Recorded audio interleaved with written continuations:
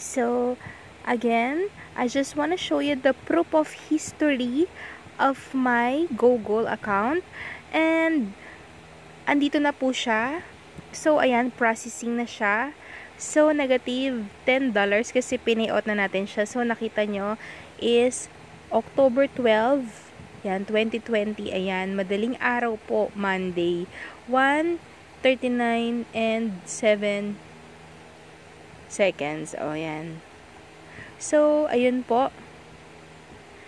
At ito po ako mismo yan. And pakikita ko po sa inyo ha, 12 days pa lang ako dito. Nasa level 1 po ako. So, sipag at tiyaga.